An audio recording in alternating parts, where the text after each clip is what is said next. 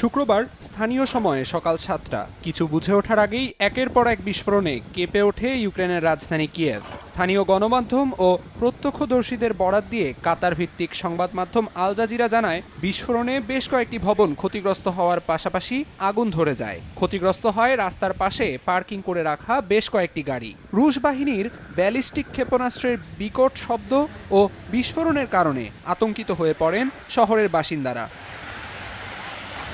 তবে কিয়েভের বিভিন্ন এলাকায় ক্ষেপণাস্ত্র প্রতিরক্ষা ব্যবস্থা সক্রিয় থাকায় বড় ধরনের ক্ষয়ক্ষতি প্রতিরোধ করা গেছে বলে জানিয়েছে স্থানীয় প্রশাসন। পাশাপাশি জনগণকে সতর্ক থাকারও নির্দেশ দেওয়া হয়। কিয়েভের মেয়র ভিতালি ক্লিটসকো আল জাজিরাকে জানান, শহরের হোলাসিভস্কি অঞ্চলে একটি ক্ষেপণাস্ত্রের ধ্বংসাবশেষের আঘাতে আগুন লেগে যায় বেশ কয়েকটি গাড়িতে।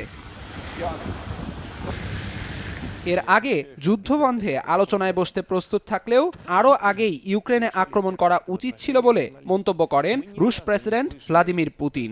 ইউক্রেনে প্রতিনিয়ত পাল্টাপাল্টি হামলা চালালেও যুদ্ধের ইতি টানতে ট্রাম্পের সঙ্গে আলোচনার টেবিলে বসতেও রাজি আছেন বলে জানান রুশ প্রেসিডেন্ট। বলেন, বেশ কয়েক বছর ধরে মার্কিন প্রেসিডেন্টের সঙ্গে আলোচনা এড়িয়ে গেলেও ট্রাম্প শাসনামলে তার পরিবর্তন দেখা যেতে পারে বলে মনে করেন তিনি। সংবাদ সম্মেলনে রুশ সেনাদের সঙ্গে দ্বৈত সামরিক মহড়ায় অংশ নেওয়ার জন্য যুক্তরাষ্ট্রের প্রতি আহ্বান জানান পুতিন।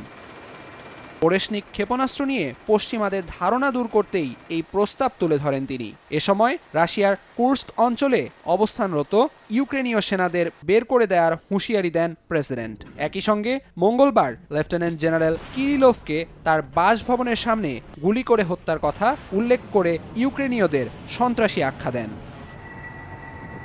আমিরুল ইসলাম আলিফ, সময় সংবাদ।